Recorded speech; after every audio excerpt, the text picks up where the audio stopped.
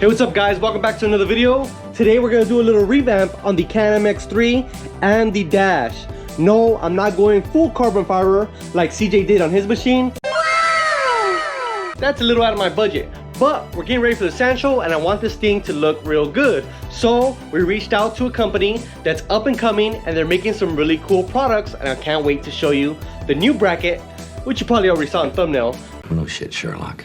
But the new bracket that I got for my machine that's gonna go in the center console and replace the factory look, the factory switches. Well, let's go check it out. So here it is. This is a center console bracket. This is the XL custom center console mount from Stay Flush Motorsports. And yeah, we got a lot going on here. A lot of changes have been made. Let's go back to the machine to show you what has changed besides this, and then we'll come back to this in just a second. If you guys see my past videos on my machine, I had switches all over the place. And I did like it because it looked very factory. All the switches were amber and looked like the factory Can-Am switches. But I had 2 there, 5 there, 4 here, and another 5 over here, plus 1 underneath the glove box. And although the OEM switches were great, I was having issues with water entering the switches and causing them not to work right. So what I decided to do is go the route of Switch Pros. We did it on CJ's X3 and I had to have it too. Now the problem became, where was I gonna mount the Switch Pros? I could put it in this area, but besides the Switch Pros, I wanted to run a new rugged radio. The handheld version that I had in this area here was great, but the range is very poor. Plus, when I wanted to change the station, I couldn't do it while I'm driving. So I needed a solution to run the rugged radios, the Switch Pros, and the PMX3. And that's where Stay Flush Motorsports came into place. And here it is, guys. This is an X3 custom center console mount. This is their XL version. Normally, they have a shorter version that's about 3 inches shorter that has the locations for your factory switches, and it leaves that alone. Kind of similar to some of the other brackets that other companies have made in the past. But this one is their XL. We get rid of the switches at top, and now we have more real estate.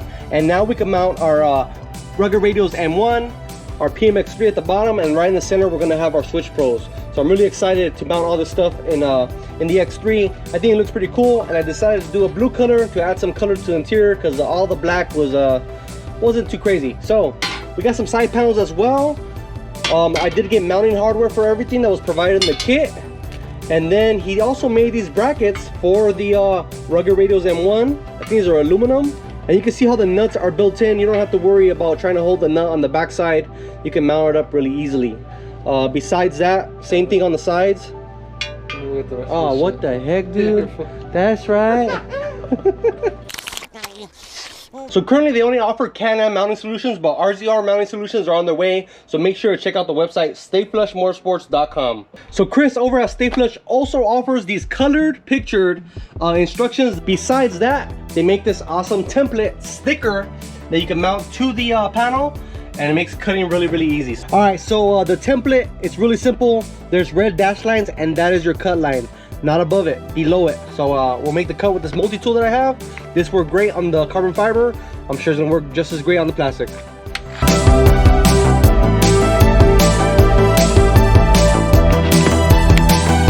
Now I gotta take the 2 screws out at the bottom and I can pull this whole thing out.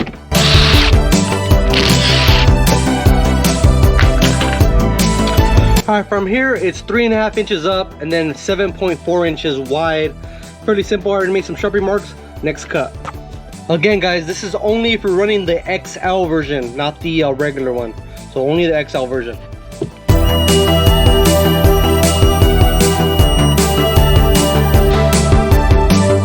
I guess that's pretty much it. There's a big gaping hole. I got my connections for my Rockford Fosgate, the PMX, and the Switch Pros. All I gotta do is pretty much mount it. I'll probably bolt down the 2 bottom ones here and then figure out the location of where we're gonna drill the holes for the mounting plate to the plastic. With that in place, we can push this panel against the plastic, and then we got some holes to make room for some new hardware.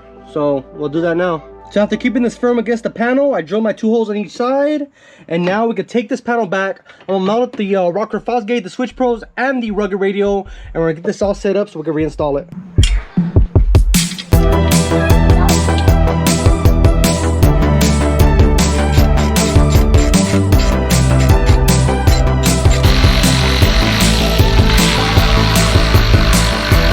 There it is, my center console mount with all the accessories installed. I do want to mention something besides the fact that this is pink. It is going to get swapped out for a black one. I want to mention the PMX2 here from Rockford Fosgate. The cutout that they made for this was specific for me because I requested it this way because I wanted it to be flush, mainly because I didn't want it to be so close to the shifter so I could still use the buttons. For the most part, and all the brackets that you will see on the website, they will not be flush like this. They will actually stick out a little bit because there's multiple ways to mount this PMX2. I wanted it to be flush, so they made a special cutout. If you want it this way, you have to ask for it because most of the ones that you will see on the website will just have a circular cutout and the actual head unit will sit on top of the plate. So I'm gonna go ahead and install this and wire it up, and then we'll get back to you when I'm ready to install the side panels. All right, so side panels are super simple. There's two Allens here that attach to the main plate, and towards the back they give you regular coarse threads that you could drill into the plastic. I mean, it's really straightforward.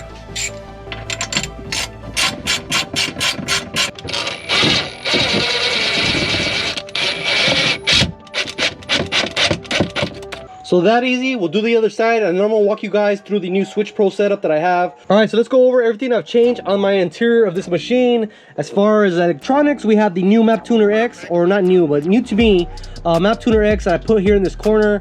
It looks good here, although the silicone job that I did isn't perfect, but hey, I don't have access to fiberglass or do anything crazy like that, but it works. I can monitor all my vitals as well as AFR because I did add an AFR module. Right here we still have the power steering button and our 4-wheel drive. I wanted to keep that on the Switch because I want to go back and forth to 4-wheel drive you know, easily without having to look for the button. Here in the steering wheel we have two buttons that I installed that light up now. This is gonna be our push to talk for our rugged radios, and on the left is for the launch control. So this actually sends the brake signal to the ECU without having to step on the actual brake pedal and slow me down. So if I'm coasting, I can hit this button, give it gas, and pretty much do a launch control while rolling, which is gonna be pretty cool. And then the horn, which is awesome to have when you're trying to drag race this big guy over here. Hey, I only win sometimes because I'm 100 pounds less, fool. Yeah. 100 billies. You're still about 2.5 billies. Nah, I don't even get started, fool. Not even 2 billies yet. All right, so in the center is obviously what we just installed, the Stay Flush mount with our new rugged radio M1. This is actually gonna be replaced with a black one. This is gonna go in our toy hauler so my wife can have communications with us when we're out riding. And then in the middle we have the Switch Pros, the RC12, the RCR12, right? RCR12. And then the PMX2 from Rockford Fosgate. So we'll go over the buttons here on the Switch Pros. The left corner is gonna be for our start. Before I do that, I'm gonna turn on the exhaust valve so CJ can get a little cold start for us. Ready? Yeah.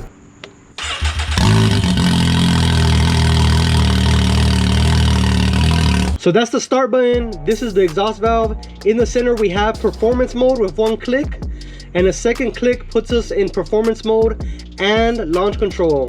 So that's very cool. I put that on one switch.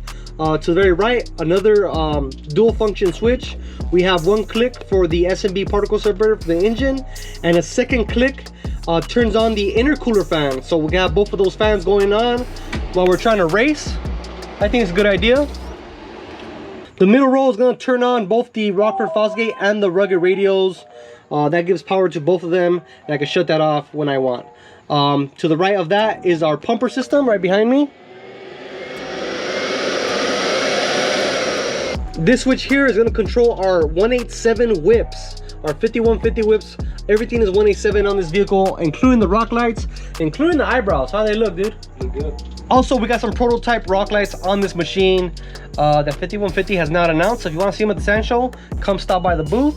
And then to the right of that, we have our dome lights, which have been on this whole time because it is dark in here. So that works great. That's close to the passenger, so my wife can turn it on if she needs to if we go night riding. Here at the very top is going to be all of our lights. So the very corner light here that says light bar is pretty much going to be all my white lights. So one click is going to be low beam, and that's going to turn on the low beam on the headlamp as well as the low beam on our light bar, which really isn't a low beam, it's just a backlight, but it looks cool in conjunction with the front lights. And then a second click, I'm gonna have to blind CJ, sorry dude. And that's gonna be full power from the light bar as well as high and low on the headlamps. So with that one off, we'll show you guys the amber. So this is gonna be a dual function switch as well. If I do one click, we're gonna have our A-pillar pods light up in amber. Kind of like a low beam, I guess you could say. Actually, it's backwards on low beam and high beam. And then high beam will be the LP4s in conjunction with the Squadrons. So it's kind of backwards. The low beams are actually down on the bumper, kind of. But I think of it as the Squadron Pros are not as powerful as LP4s, and therefore low beam, high beam. But anyways, so having dual functions on one switch is actually really cool. You can actually program the Switch Pros to output 4 outputs on one switch. So say you wanted all the lights to turn on at once with one button, you could do that. And then the last two are gonna be pretty much my chase light and my reverse light. This one says rear. That's gonna be the reverse light that I have with 2 Rough Country pods that work pretty good.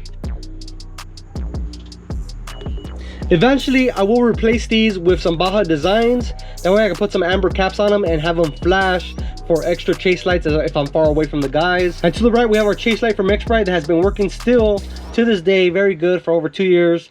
100 bucks. I think it's a great value for those chase lights, and that works great. So overall, I'm super happy with everything and how it turned out. Big shout out to Stay Flush Motorsports for getting this done for me.